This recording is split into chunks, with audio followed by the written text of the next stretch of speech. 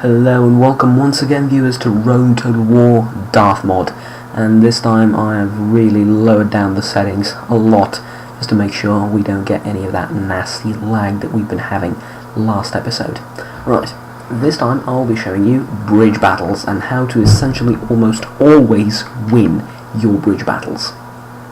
I'm doing this video because I feel there is a lot to be learned here and I can provide a lot of information. So, first of all, let's talk about bridge battles and how people react to them. Well, when you hear bridge battles, there's two types of people. Either they love them or they hate them. You will rarely find someone that has a neutral opinion towards bridge battles. People hate them because there's very little strategy involved there, or at least they think so. But there's not a lot of dynamics, certainly, during bridge battles. It's usually a slaughterfest right here on previously before mentioned bridge. Now this is Moon River, and we are using Darth Mod. Of course, I already said that. So this is how you want to set up for your first, maybe last, bridge battle. And bridge battles are something that is really important. And if you can use bridges and rivers to your advantage, you are basically certain to build a great empire.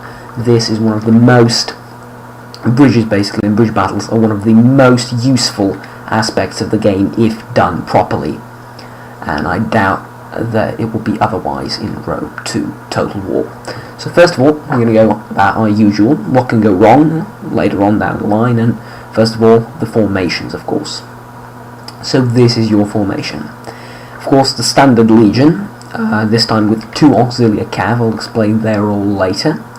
Right now we're going to position them over on the far flanks. What you need to know right now is that the enemy cannot cross anywhere else, just the bridge. I imagine a crossing will be added here and here in Rome Total War 2, or if they keep the layout pretty much the same. So you might expect a bit more dynamic, but essentially things shouldn't change a lot. So here we go. The formation. 3 of your cavalry, or 1 of your cavalry, whichever you prefer, on the back. For this occasion I've taken only 1 unit of auxiliary because, well, while you do need mobility of the auxiliary units, I feel that you do not need them during bridge battles because you're not going to do a lot of running around with light troops, mostly heavy infantry. And this is where the Romans specialise at. But you think, hold on. Rome had a great heavy infantry army, basically. But didn't the Spartans, didn't the Greeks, phalanxes, wouldn't they work here as well? Didn't the berserkers, basically the Gaul and the German tribes, knew how to just charge down and break through all lines of Romans in front of them? Wasn't that a thing? Won't that present a challenge to the Romans?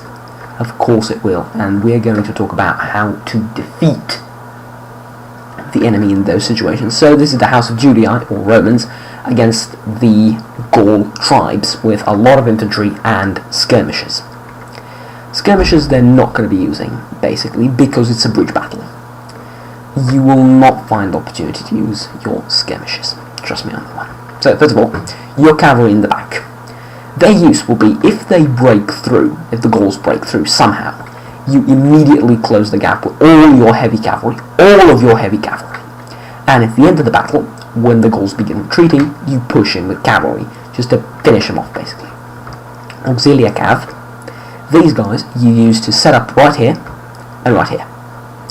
They throw their spears, and then they run away. That is their only use on the battlefield. In this scenario, of course. No need for the Cantabrian Circle or anything. Romans are, oddly enough, not going to be using Testudo this time, with my strategy. It could be useful, especially if the Testudo is improved, rather the AI is improved in Rome 2 Total War. Testudo could be very useful right here around the bridge. First of all, standard light auxilia in the back. Pardon.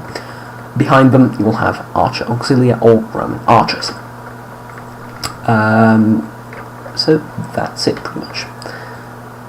A lot of you have asked me about pre-Marian units and pre-Marian strategies, basically. you can sort of employ the same thing, just with less troops and less quality troops, but I'm focusing on the post-marine units mostly, because that's where the most fun for me lies in the game. So we're going to start off the battle. Right. So we get all of our units, like so, and make sure to keep your first cohort in the center. This is where they will most likely try and breach through. This is the heaviest spot for fighting, basically, and you do really need a lot of troops here, and this is the best you can provide. After them, of course, go the archers and whatnot, the official name. Right, now we need to hurry up here, so run them up essentially like this. Create a cushion for the Gauls to come in. You do not want to fight them one-on-one on the bridge. You want to create a cushion for the Gauls. Right, back off, and then run these guys in for support, and these guys in for support as well, and they're going to throw their heavy pila as well. Then run your skirmishers behind those guys for support. Right. So now you see the AI getting stuck a bit. This is natural. They're going to basically move in here. When a lot of them get through, you select these 3 units and you charge in. The point is to let the enemy come to you and not fight them in this confined space one-on-one on the bridge. I've talked about using your numbers advantage. This is exactly that. You force them here where you have surrounded them from 3 sides rather than one-on-one fighting here. What this strategy also allows is for your archers, your pila throwing heavy infantry essentially here, to throw flanking shots at the Gauls or the enemy from basically over here. So you hit their flank and that kills so many Gauls on the bridge. You charge them in and you still have them surrounded. If one of your units loses a lot of men or is exhausted, draw it out basically here or here. Run up the support infantry. And using a very low amount of units, you will be able to crush humongous armies on these bridges. Armies much larger than yours. Armies that should, by general rule of thumb, win against you. You are going to destroy them. And this is what I did on the campaign map once. And this is what I'm going to do again if the Germans attack me, that is. So, you see the enemy routing. This is where a lot of the mistakes are made.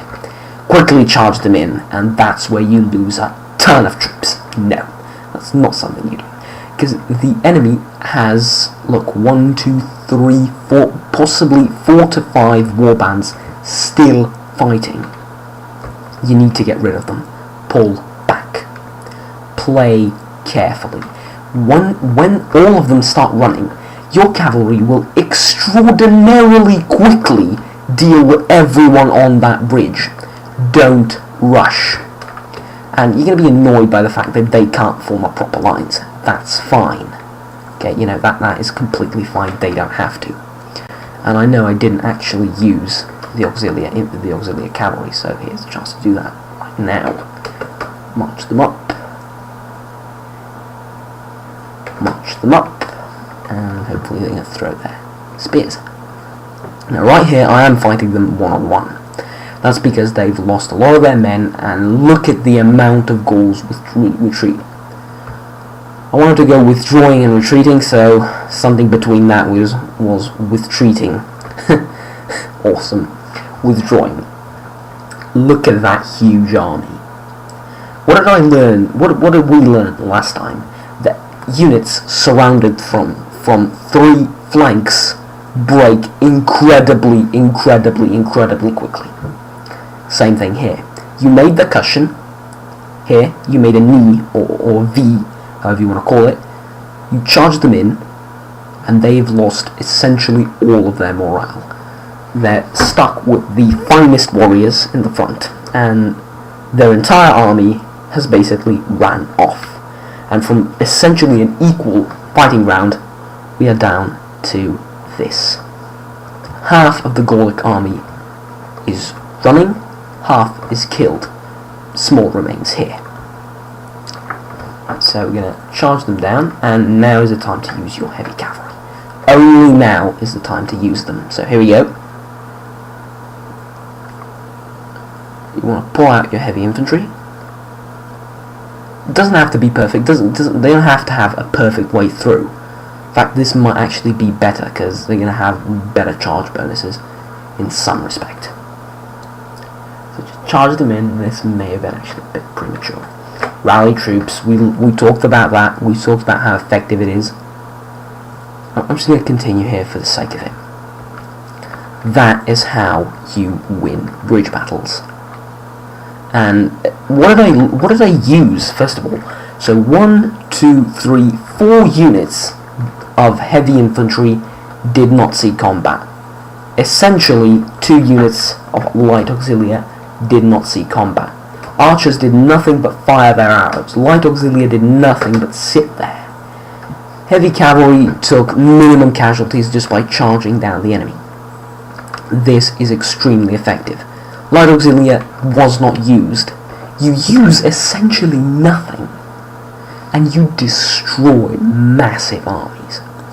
Now, what happens in Rome 2 Total War? What will probably happen is the same thing with Napoleon or Empire. They will create a bridge crossing here. It will be shallow waters. Well, you have 1, 2, 3, 4, 5 units that you're not going to use. 3 here, 2 or 3 there with light auxilia. Archers spread out further, and you're going to get the exact same result. If you simply micro your units, create and let them pass, create a V here as well, thin your troops out, create a V, let them come in, charge them, and you will annihilate the enemy. Absolutely annihilate the enemy. What can go wrong? I'll get to that part of the show. Yes, I'm calling this garbage video show. No problem with that? Okay. As I said, you can do this and essentially fight one-on-one, straightforward. That's a very bad thing to do. What else can happen? I say that as I win. So what else can happen? You can charge in and get crushed by them. Not a lot can go wrong. People panic. People tend to pull back and give them too much space. If you give them too much space in here, charge in with cavalry, back the cavalry out, you have things under control. Focus on that choke point and you will win every single time. Alright, we have that covered. Now this will pretty much be it. On the next video I will be showing you how to deal with hostile phalanxes, yes, with the Greeks, on bridge battles. Or in open maps, again, with the Romans. After we're done with the Greeks, maybe we do the Numidians or the Persians, but after that we will be doing the other popular. Right, so after that, sorry I had to make a jump cut, but after we are done with the Romans, we will be doing the other popular factions in Rome 2, or right now in Rome 1 Total War, but we'll talk about how to prepare yourself for Rome 2 Total War using other factions. Especially interesting are the Greeks, because I think the phalanxes are going to be nerfed quite a lot. And that is due to the inability of noobs, essentially, their inability to deal with phalanxes. And I will show you how to do it. I will really show you how to properly do it without using more than 100...